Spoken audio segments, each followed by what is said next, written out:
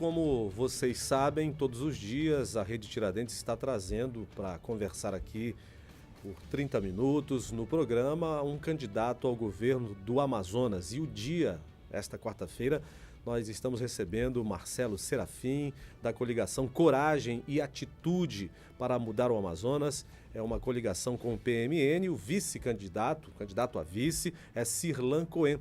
Bom dia, candidato, tudo bem? Bom dia, tudo bem? Prazer enorme estar aqui na Rede Tiradentes para que a gente possa conversar um pouquinho com quem está do outro lado e colocar as nossas propostas de governo. Pois é, Marcelo Serafim, governador do Amazonas. O senhor acha que tem essa capacidade para governar o Estado? Um Estado com tantos problemas? Pois é, o que as pessoas mais antigas da política tentam fazer você acreditar que está aí do outro lado é de que o jovem não pode, não tem condições, não tem capacidade. Eu dediquei a minha vida toda a estudar, a me preparar, a me qualificar. Eu sou um homem que passei por uma universidade pública, fiz o meu curso em 3 anos e 3 meses, quando natural seria passar 4 anos dentro da faculdade. Depois disso me pós-graduei, fiz mestrado na Fiocruz, que é uma das instituições mais respeitadas do Brasil.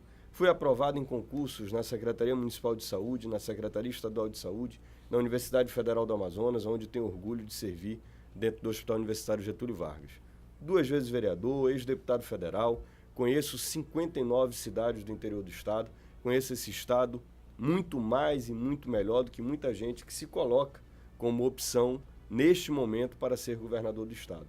Eu me preparei, eu estudei, me qualifiquei e tenho a mais plena convicção de que com a minha juventude, com a minha experiência, eu poderei fazer um grande mandato de 14 meses, falando a verdade, sendo muito transparente, combatendo a corrupção e dando transparência ao gasto do dinheiro público. O que é possível fazer em 14 meses de mandato? Dá para fazer muita coisa? Dá para arrumar a casa? O que é possível?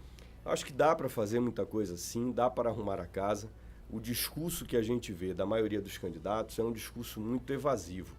Olha, 14 meses é muito pouco tempo, não dá para fazer nada, eu vou amar o Amazonas, eu vou fazer isso, aí falam de amor, de amor, de amor. Quem ama, liberta. O Amazonas precisa ser libertado nesse momento de todas aquelas pessoas que representaram e representam o passado desastroso que nós tivemos na política. A desilusão que o povo tem hoje é causado não pelos jovens políticos, mas por aqueles que ao longo do tempo passaram por mandatos e não resolveram a situação de quem nos escuta nesse momento. É por isso que nós queremos disputar a eleição com um projeto enxuto, um projeto propositivo, discutindo o interior do estado, fazendo algo pela segurança pública e pela geração de empregos do nosso estado. O senhor citou a segurança pública, que é a cidade vive o medo hoje, muitos crimes, tiroteios. Qual é o foco, caso o senhor vença as eleições, no seu governo, para solucionar ou pelo menos amenizar essa realidade? Olha só, a solução da segurança pública, ela não é tão complicada e ela não custa tanto dinheiro. O que falta para o governo do estado é ser governo do estado. Os traficantes não podem ter mais força do que o estado brasileiro. E nós, enquanto governadores do estado do Amazonas, precisaremos e vamos fazer um grande trabalho. Primeiro, trabalhando com inteligência e integração. Vamos chamar Exército, Marinha, Aeronáutica, Polícia Federal, para que junto com a Polícia Civil e com a Polícia Militar, trabalhem dentro das fronteiras. Nós sabemos por onde a droga vem. A droga vem de Peru e Colômbia, descendo pelo Rio Solimões e daí é distribuída para o Amazonas, para o Brasil e para o mundo. Nós precisamos criar bloqueios dentro dessas áreas para evitar que a droga desça. Se a droga não chegar em Manaus, os índices de violência vão diminuir. Além disso, nós vamos trabalhar com inteligência.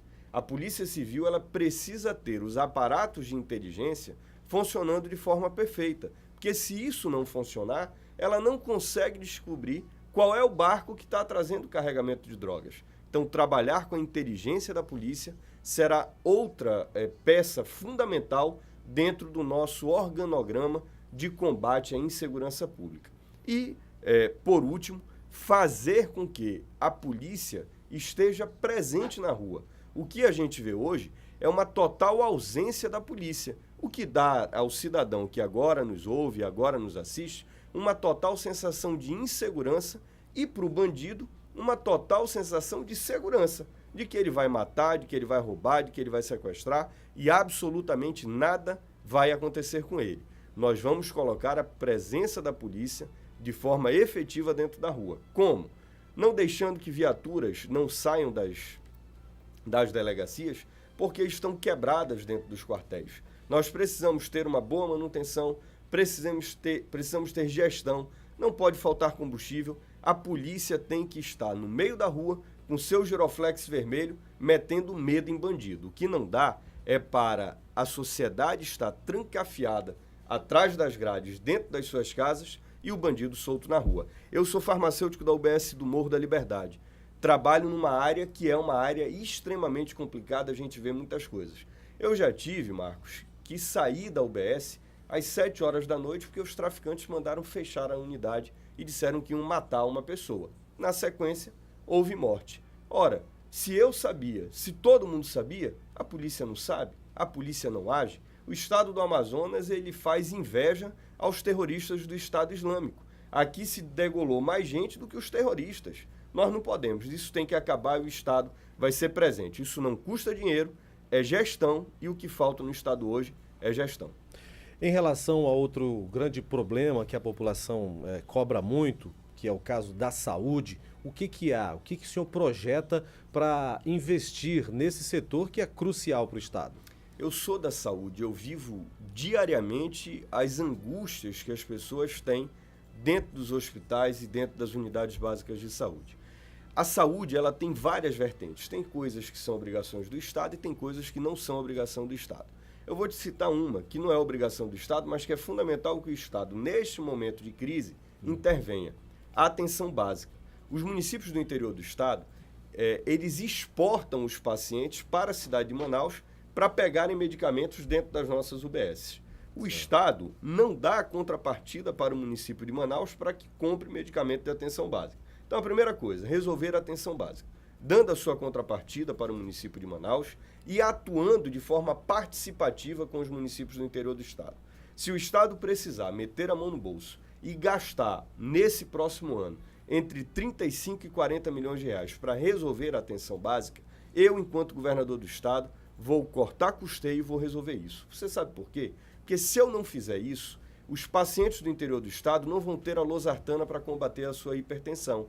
E isso vai fazer com que ele acabe tendo um AVC e vá para o João Lúcio, em um quadro extremamente complicado, onde eu vou precisar de uma UTI à disposição daquele paciente e, na maioria das vezes, eu não vou conseguir tirar esse paciente do quadro. Quando tiro, ele fica sequelado, necessitando de fisioterapia, necessitando de um monte de atenções especiais. É muito mais barato para o Estado, em um momento em que os municípios não conseguem sequer dinheiro para comprar o medicamento de atenção básica, entrar com a mão do Estado para resolver esse problema. Além disso, nós vamos pegar os grandes hospitais da cidade de Manaus, Platão, Delfina, João Lúcio 28, e fazê-los funcionar. Hoje, falta morfina em hospitais como o SECOM, e as pessoas que estão com câncer morrem com dor pela ausência do medicamento. E isso precisa terminar. Vamos, junto com os municípios, utilizar uma das nossas maternidades para fazer um grande programa de planejamento familiar. O que não pode, Marcos, é que a mãe que está nos escutando tenha 2 filhos, 3 filhos, queira fazer uma laqueadura e não consiga fazer dentro de uma instituição pública. Ela muitas vezes precisa pagar para poder fazer essa laqueadura. E isso precisa acabar. Se nós controlarmos de forma inteligente a natalidade, nós estaremos dando uma grande contribuição para o futuro. E a outra coisa que a gente quer é fazer um planejamento. Não temos a intenção e talvez não consigamos fazer isso nesse momento, que é concurso público na área de saúde. Mas fazer da área de saúde carreira de Estado. Você vai ter a opção de fazer o concurso, como eu fiz, para a cidade de Manaus.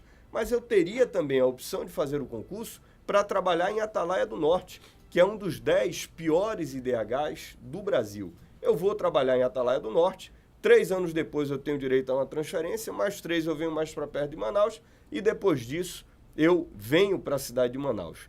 Por que que o profissional da saúde não faz concurso para o interior do Estado?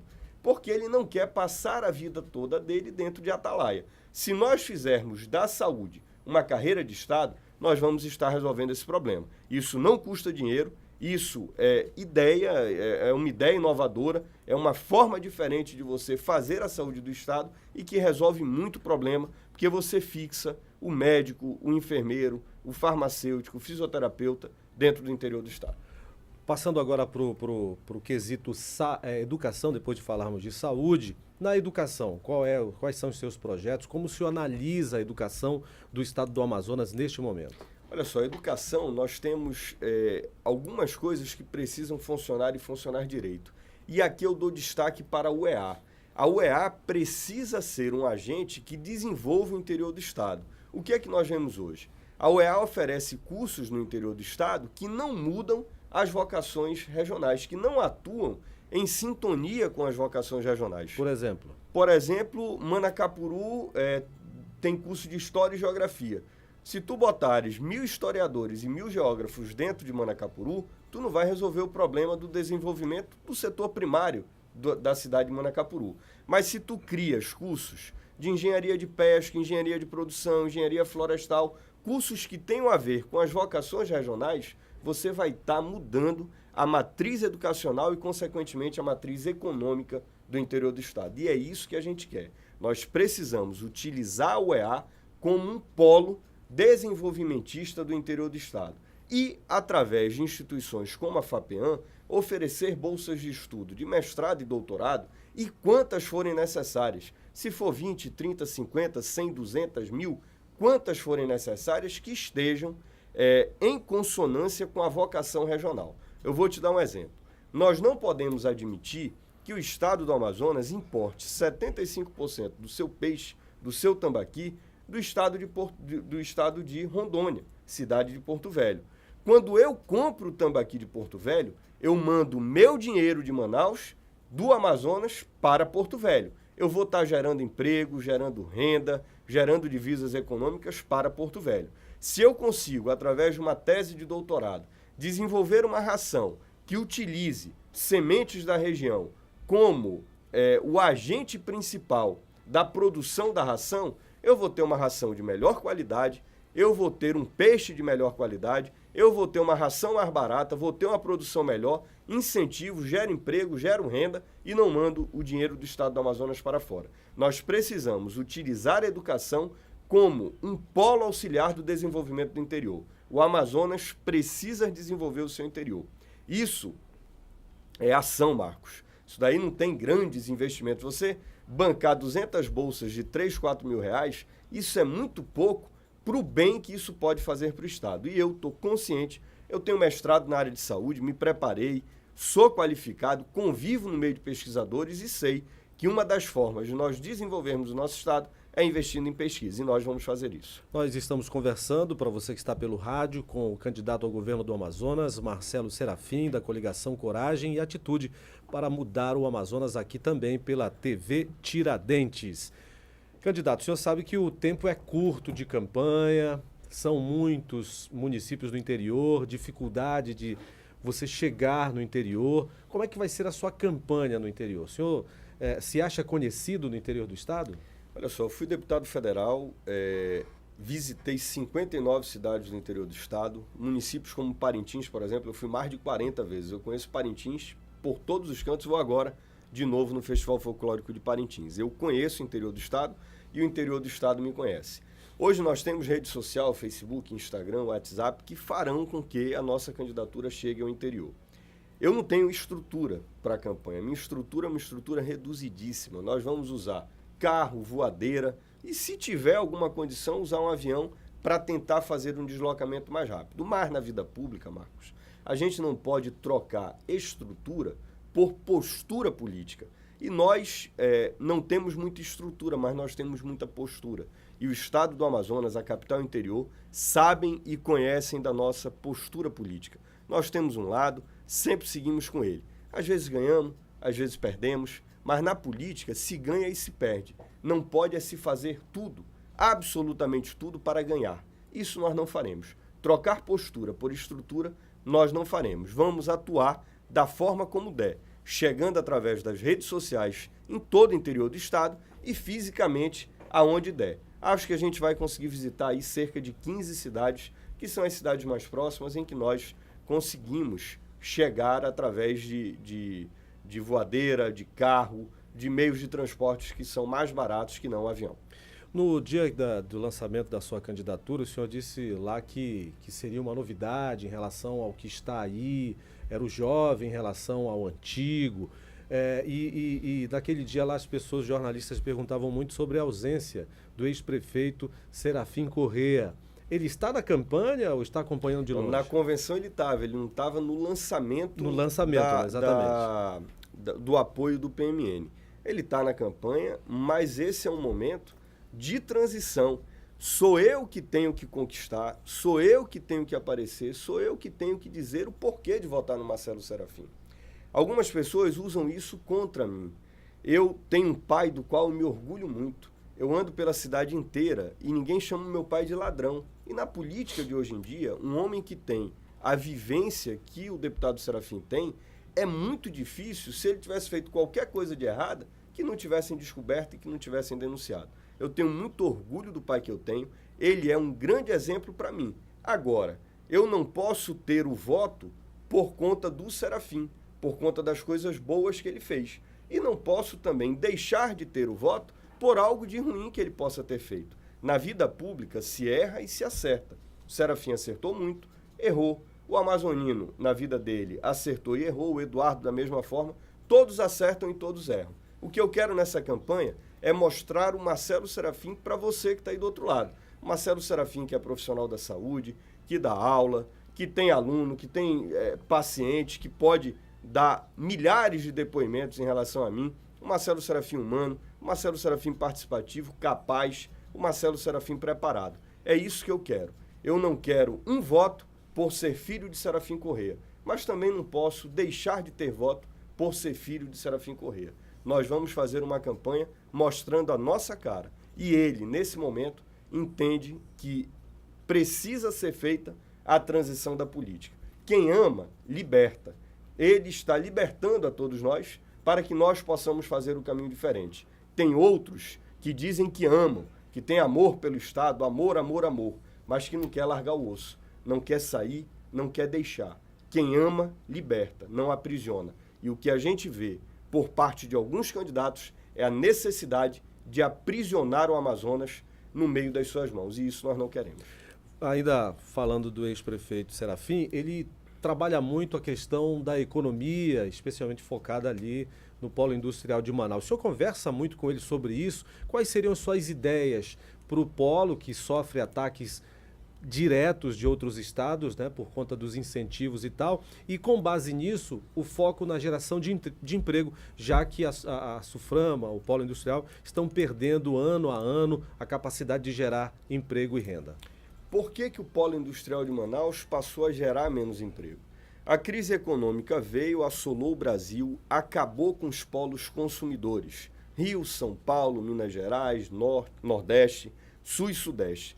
Esses que são os grandes polos consumidores do estado do Amazonas, do que a gente produz, eles quebraram. O Rio de Janeiro está quebrado. E aí passaram a comprar menos da Zona Franca de Manaus. Na hora que passaram a comprar menos, isso fez com que a gente desempregasse. Na hora que a gente desemprega, a gente tem menos gente no comércio, comprando, consumindo, gerando impostos e a nossa arrecadação vai caindo. Isso é um ciclo da economia que tem que ser entendido e compreendido. O Amazonas vai ter que esperar, infelizmente, que a economia do Brasil comece a se recuperar. Agora nós, enquanto governador do estado do Amazonas, podemos fazer ações que ajudem nessa recuperação. Eu vou te dar o exemplo do que não fazer. Não fazer é aumentar impostos. Nós vimos recentemente o governo do estado, com voto contra do deputado Serafim Corrêa, aumentando a alíquota de ICMS de combustível. Isso não resolve a arrecadação e isso atrapalha a cadeia produtiva. Nós precisamos ter um Estado que entenda que aumentar o tributo não é a forma mais eficaz de se aumentar a receita. Eu vou te dar um exemplo do ônibus. O Arthur aumentou a tarifa de 3 para 3,80. Quando você compara março de 2016 com março de 2017 e joga a tarifa de 16 com a tarifa de 17, as empresas ganharam R$800 mil por mês. Por quê? Porque caiu 3,5 milhões o número de passagens por mês. As pessoas deixaram de ter condições de andar de ônibus. E na hora que deixa de ter condições de ônibus, essa arrecadação não entra. Se eu aumento o imposto e a pessoa fica sem condições de pagar, o imposto não vai entrar. Isso não resolve o problema. Nós vamos atuar em parceria com o CDL e FEAM para agirmos em todas as frentes que possam ser frentes geradoras de emprego. No entanto, o Estado entende, eu enquanto governador entendo, que nós temos algumas vocações que a gente precisa cuidar. Primeiro, o mundo todo tem inveja da floresta amazônica, tem inveja das nossas belezas naturais. E o Amazonas não explora o turismo.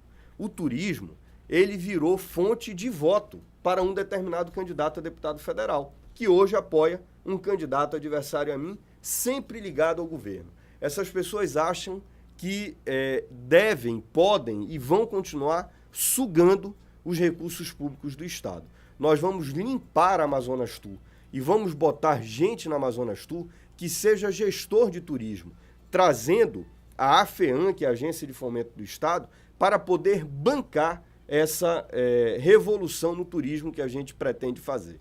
No Amazonas, nós temos um hotel ali pelas bandas do Rio Preto da Eva, que, se eu não me engano, pegou R$20 milhões da AFEAM, para fazer um hotel que hoje ninguém consegue ir, porque ele é caro e ele não é eficaz para desenvolver o turismo. Se tu pegas esse dinheiro e divide por 200 hotéis em Manaus e no interior do estado, você muda a matriz hoteleira do estado do Amazonas como um todo. Eles investiram em um único hotel.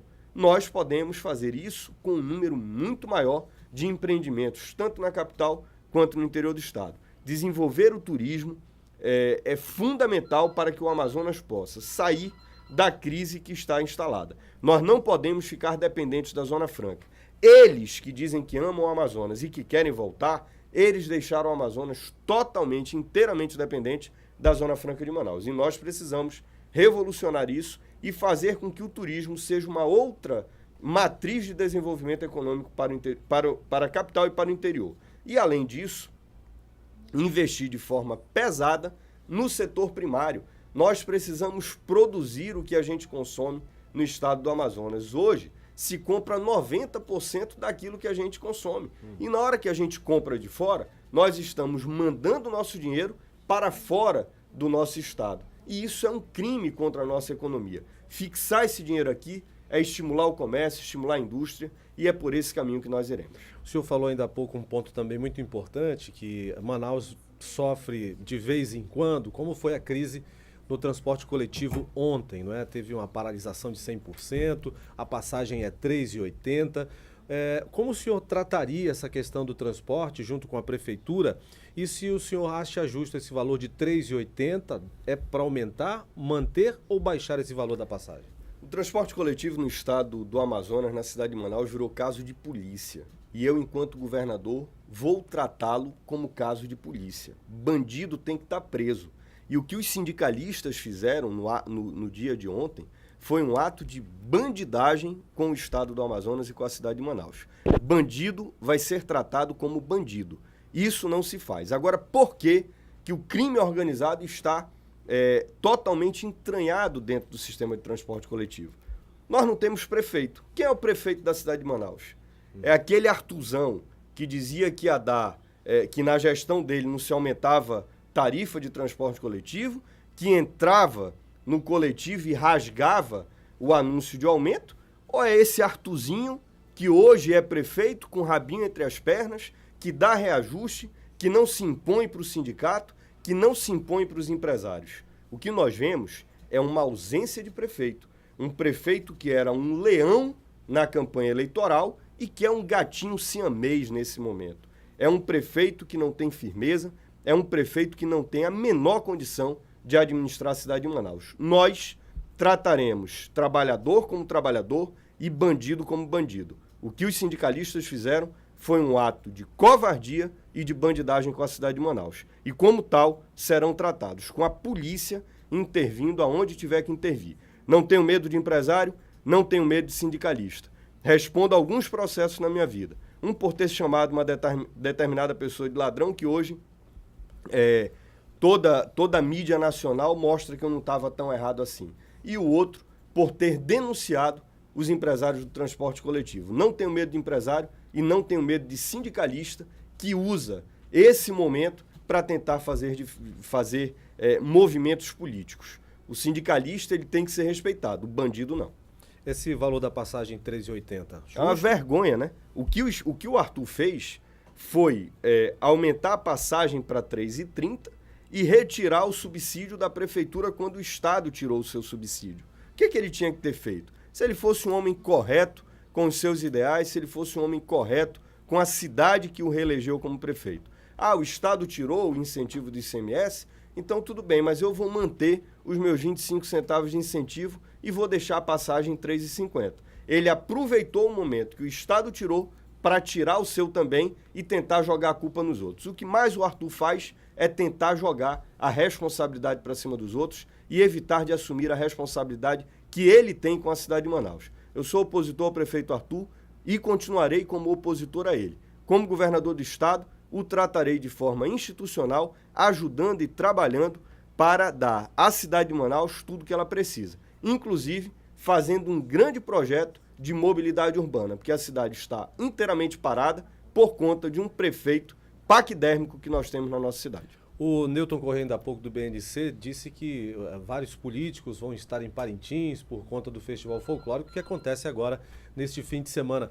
Começa a programação, já que o senhor também já antecipou aqui pra gente que vai estar em Parintins. Como é que vai ser a sua visita? Eu estarei em Parintins, eu vou para Parintins amanhã às 5 horas da tarde, vou de barco, junto com muitas outras pessoas, conversando, discutindo, e retorno de avião no domingo. Passo o festival sexta e sábado na cidade de Parintins, retorno no domingo e na segunda a gente volta às nossas atividades políticas. Qual lado da arquibancada? Caprichoso, sempre. Caprichoso. Acho que o político ele não pode, esse negócio de garanchoso, só quem não conhece Parintins é que vem com esse papo furado. O povo parintinense quer saber se você é garantido ou caprichoso. O garantido respeita a torcida do caprichoso, o caprichoso respeita a torcida do garantido. Eu sou muito respeitado, sou cidadão parintinense, fui homenageado por ambos os bois, tenho muito carinho pelo garantido, tenho muito carinho pelo caprichoso. E, aliás, pelo garantido eu tenho carinho, pelo caprichoso eu tenho amor e paixão, né? E tenho certeza que esse ano o caprichoso vai fazer um belo festival. Preocupado aí com um pouquinho da gestão do boi, que eu vejo um pouco atrapalhada, mas vamos ter confiança em Deus que tudo vai dar certo. Então vai de azul, ou vai de branco, ou vai de garanchoso? Não, eu vou de verde, na verdade, porque como a gente vai ficar no camarote naquela área que é neutra, aí a blusa do camarote é verde, mas o coração é azul. Nós agradecemos pela sua participação aqui, candidato, uma boa campanha para o senhor e muito obrigado pela presença. Muito obrigado, eu quero aproveitar o finalzinho aqui, a oportunidade para pedir o seu voto para o 40, para governador do estado. O Amazonas precisa experimentar a renovação na política do nosso estado. Nós não podemos reclamar de política e votar nessas velhas raposas que querem continuar mandando no estado do Amazonas. Conto com o seu voto. Vote 40. Nós vamos ao intervalo, já voltamos com o Manhã de Notícias.